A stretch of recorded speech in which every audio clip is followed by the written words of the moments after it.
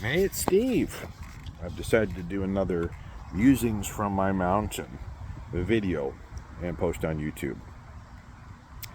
If I look a little rough, it's because I'm feeling a little rough. I spent most of the night last night, or a good portion of my sleeping time, actually in the emergency department, and it wasn't me this time. My wife had a hypertensive crisis, blood pressure's systolic, well over 200, diastolic's in the 100. So we took her there and got her blood pressure under control and made sure she had not had a cardiac event, and made sure that she was stable enough for discharge. And she finally came home this morning. We got her home about 8 o'clock or something like that.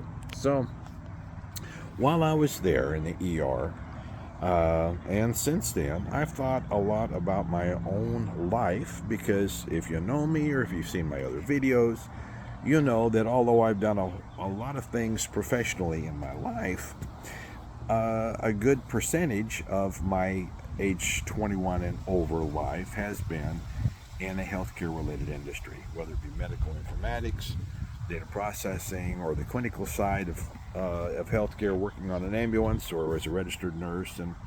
And you may remember that I started advanced practice nurse school twice, once in my 30s. It wasn't in the cards for me. I ended up being a single dad of my older 3 kids. And then about 7 years ago, I tried one last time to be a psychiatry nurse practitioner. But then I got my disabling diagnosis, put me out of the workforce altogether. But I have a lot of really kind of interesting memories. At least they're interesting to me. It's part of my life, part of my life's experience. And I've always been resistant. I've been tempted to share some of my stories, especially my ER stories. I've been tempted to share those, but because of patient confidentiality and this and that, and I just never have. Well, now so many years have went by. It's been 30 years since I first started 30 years ago, I was working in the emergency department.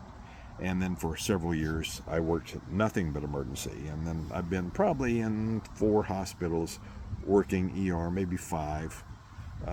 Some of those hospitals I went between ICU and ER back and forth, depending where they needed me. I was a contract nurse some of those years and a travel nurse some of those years.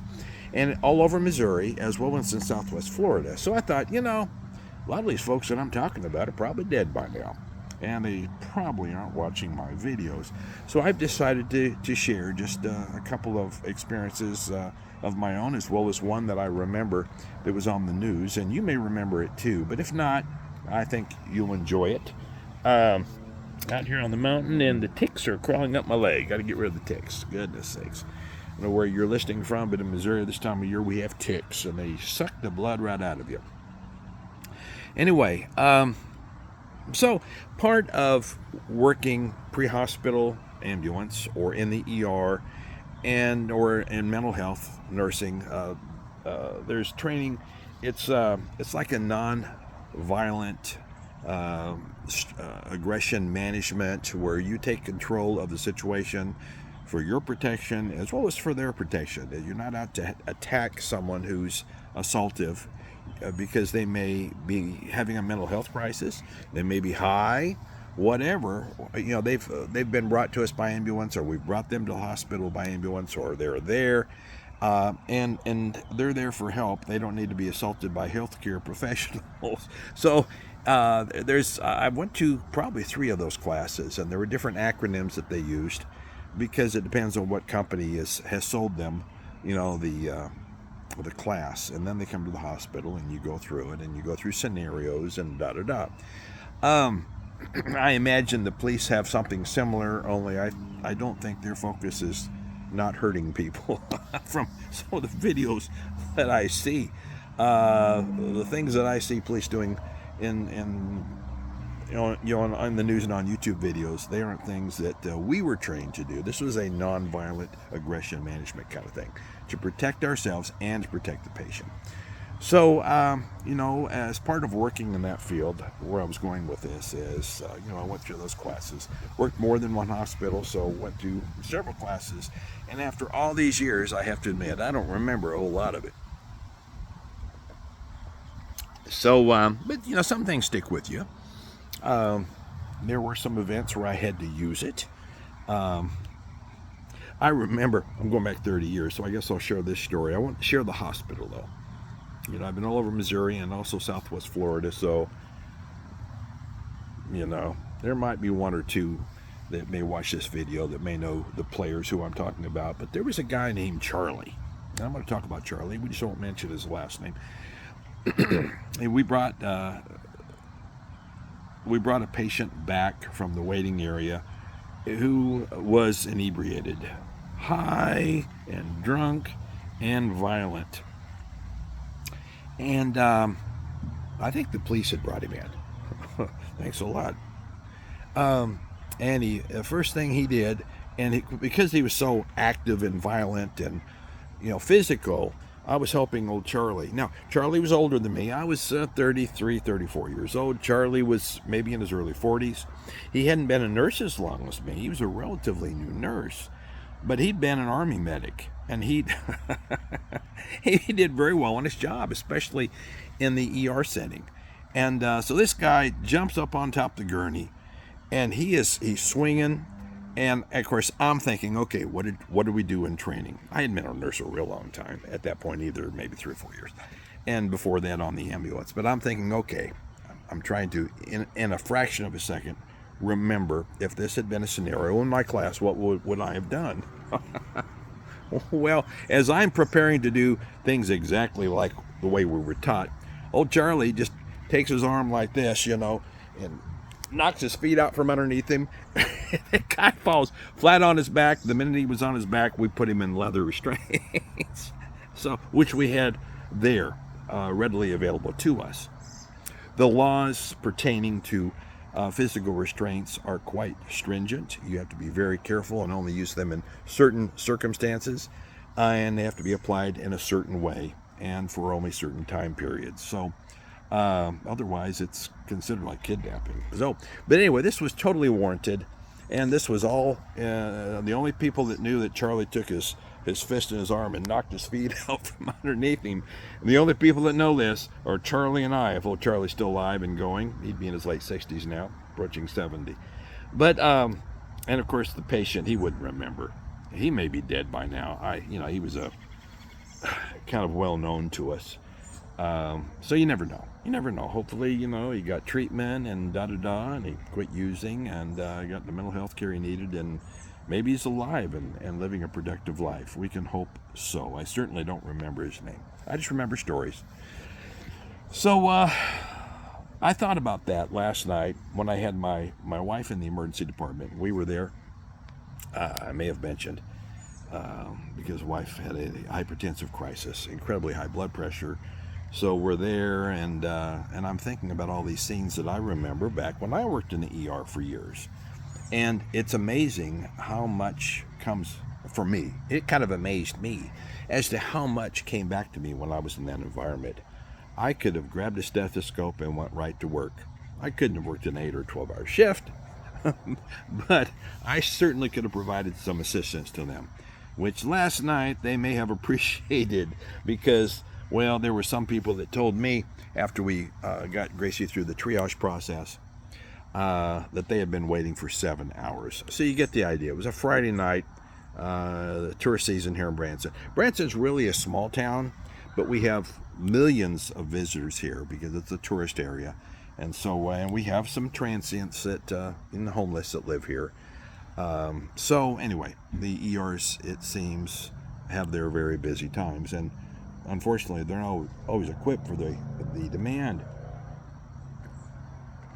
But so anyway, started thinking about all the experiences that I had working in the ER and pre-hospital as well. And that's when I decided maybe I'll do a video. And then I thought of another story. I think you'll like this story. This was not my personal experience. I learned about it on the news. You may have seen it on the news. This happened up in the Northwest United States to a very experienced emergency department nurse. She'd worked in emergency for 30 years. When this event happened, she was 51, so I bet you it sounded like emergency nursing is all she ever did, if the news, the media got the story right. But she comes home after a 12-hour shift that probably turned into 14 like so many of them do. And she's 51. She's not a spring chicken.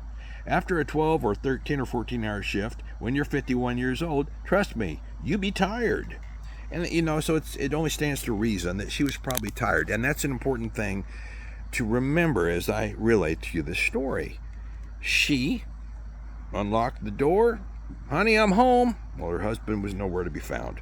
There was a note on the table that he decided to go to the beach. I think this was Oregon, if I remember right. Anyway, he went to the beach to fish or whatever. Maybe she'd worked a night shift because he'd left that morning to go to the beach. That would make sense, wouldn't it? I don't remember that, but I'm just kind of assuming that. So she said, oh, well, he's gone. So she walked upstairs. They had a nice home, 2-story home. She goes upstairs to their bedroom, and that's where things got interesting. This ER nurse, 51 years old, tired after her, I'm thinking an all-night shift, 12, 14 hours long, before she gets home. A man was hiding behind the door and attacked her with a claw hammer. So there's a man who turned out was like 59, but he's a male, attacking this 51-year-old woman with a claw hammer, and he's there to kill her. His only goal is to hit her in the head until she dies. Wait till you hear the rest of the story. Well, this ER nurse, and I say this with all respect, all of us, as we age, we lose our youthful good looks, whatever we had when we were young. But at 51, she's not disabled either. And she'd probably went through some of this violent management programs the same as I did. And I've seen her picture, and I remember seeing her picture, and she looks like she's a big woman. I'm trying to delicately put this, but she was a big woman. She was a big woman. I mean, I remember a guy that would describe women with her build as saying they look like they drive a sand truck on the weekends. So, you get the idea. She's a big woman. And I don't mean fat. I mean she's a big woman. So, anyway, there was a scuffle. He hit her in the head, left temple area, if I remember right. She managed to grab the hammer and shove him up against the wall, and she proceeded to hit him all over with his hammer, screaming at him, "Who sent you?" Because she realized she didn't know him. She realized, at least she was thinking, that no one had broken in the house, and she must have suspected something. But he did not at that point in time answer the question as to who sent him. So she proceeded to beat him with the hammer. It's not funny, but you can just like this guy. The last two words, it'll be a spoiler here. His last two words in his life were, "My God, you're strong." You know where this is going. So she's hitting with the hammer, obviously not the head, or she'd have probably killed him. She just wanted him to tell her who sent him. Well, he wouldn't do it. All he could say was, "My God, you're strong."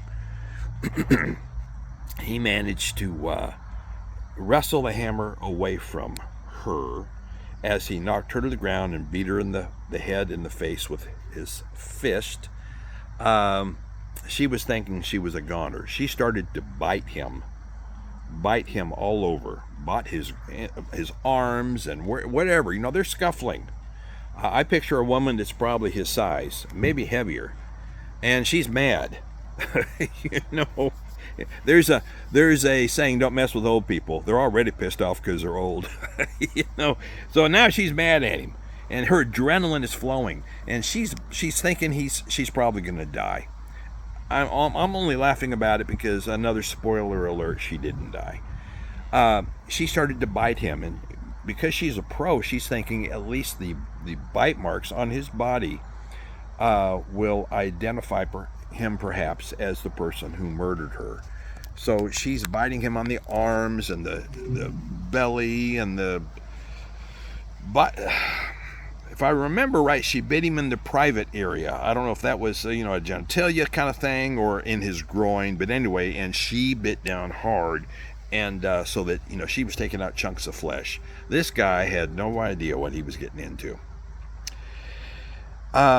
So he started hitting with the hammer, and she started to strangle him. She wrestled. She managed to get on top of him. Like I said, I imagine she was bigger than him. When she got on top of him, she started to choke him, both hands around the neck, and she just kept him there and squeezed and squeezed and squeezed as he continued to try and hit her with the hammer. She wasn't going down without a fight. It's not over yet. He turned purple. He turned blue. And then she came to her senses and she thought, I'm killing this guy. I don't want to kill anyone. And I'm here to tell you. It's like the old Jim Rockford. The Rockford Files, if you remember. You know, James Garner starred in that. He drove a gold Firebird. And he rarely carried a gun. And they'd always ask him, man, you know, why don't you carry a gun? He'd say, because I don't want to shoot anybody. Which is kind of how I feel about it. I don't carry a gun because I don't want to shoot anybody. I spent a good part of my life alleviating pain and suffering and caring for people. I really don't want to shoot anybody. But let someone show up here at the house, a bad guy that's threatening me or the family, they're goners. We'll just put it that way. So anyway, when she realized that he was blue and had been purple and now he's blue, she thought, my God, I'm going to kill him. She just got up and she ran down the hallway just to escape. Didn't want to kill him, just wanted to get out of there. This guy got up and chased her.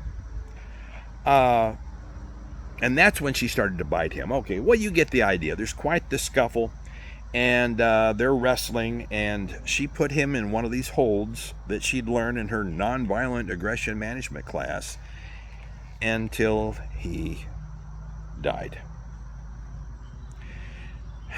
Then she got up and she went to the neighbors, still had the hammer in her hand, grabbed the hammer in case he woke up, I guess. Maybe she didn't know he was dead at that time.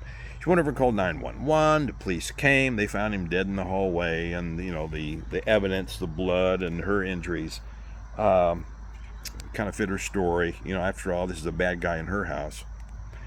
And I remember her saying this, and I could relate to this. Me not wanting to hurt anybody, you know, not wanting to shoot anybody, like Jim Rockford used to say. She said, I didn't choose to kill this man. I didn't want to kill anybody. I didn't choose his death. I chose my life. And so, turned out, there's the rest of the story. Of course, you know, the bad guy died. She lived. She had to be treated, of course, for her injuries. The husband never came home. So he was suspected as paying this guy to murder his wife. Turned out, get this, they worked in the same pornographic video store together. It was an easy connection to make. This guy worked with her husband in the pornographic video store. You know, Oregon's a different place. I read all kinds of crazy stuff out of Oregon. Not that Missouri hasn't had those, you know, but I just hear Oregon's a different place anyway. So it was an easy conviction. Husband got sentenced to 7 years in the penitentiary. She sold the house. She moved to another house in that area. I guess she kept her job, you know, working in the emergency department. But she got a gun. She hadn't had a gun before that time. She spent lots of time on the firing range and the practice range, getting comfortable with using her firearm. And because she kept thinking, sad for her, she was having PTSD, I'm sure. You know, she just kept thinking people were watching her, the way I remember the story. And that, plus she was afraid for when she divorced him right away, for when her then ex-husband would get out of prison, that he might come looking for her and finish the job one way or another.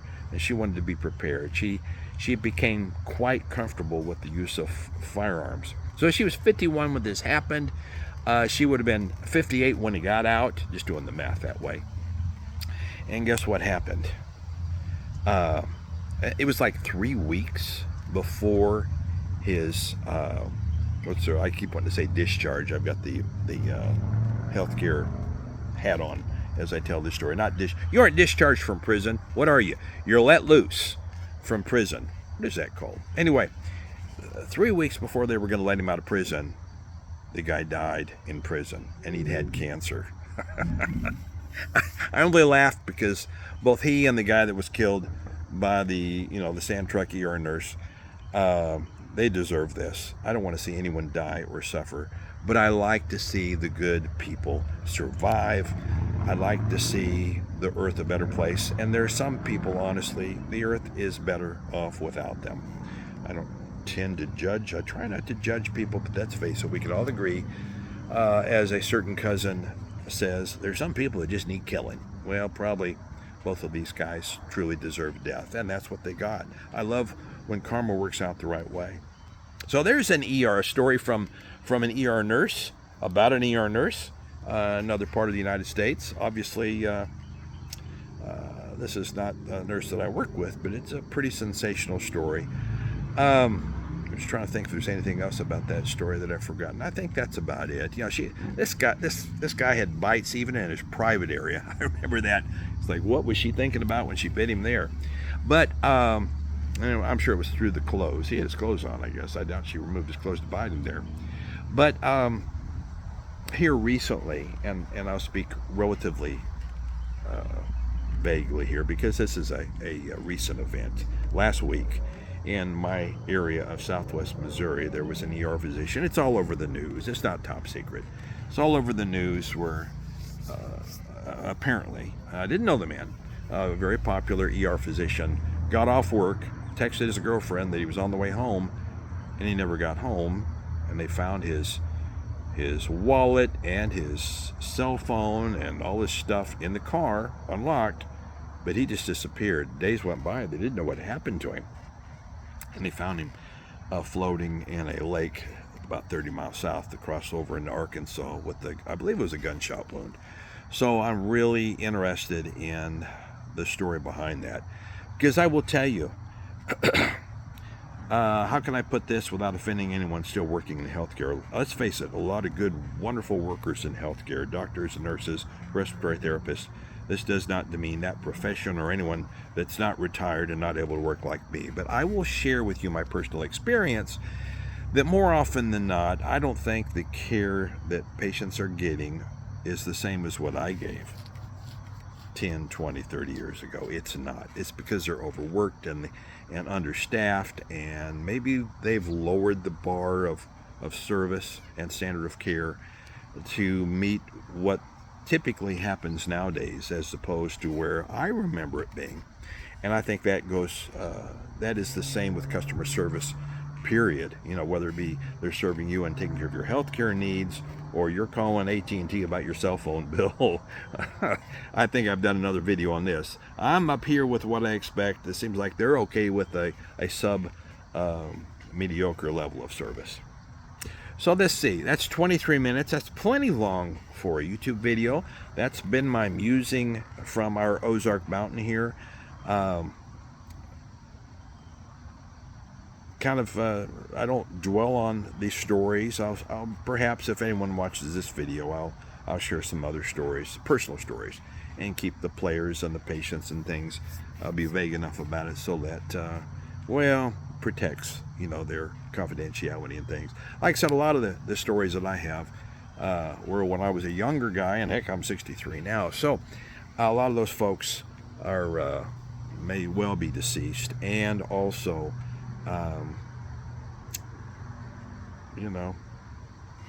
who's going to watch my videos, right? I hope a few of you will. Please like this video. Please subscribe to this video. Apparently, I'm learning about this with the Facebook Reels and the YouTube Shorts and the YouTube videos. Apparently, people are getting monetized, where they make a few dollars every month. That's not necessarily my goal. It's more of a vanity for me, because, I personally think my stories are just so interesting. But if no one's watching them, I have to evaluate, well, maybe other people either didn't care enough to watch it or they didn't find it interesting. So I'm kind of experimenting. I'm kind of testing the waters here. So like and subscribe to my YouTube channel, Musings from the Mountain. I guess I'll sign off for now. Thanks for listening, and be safe.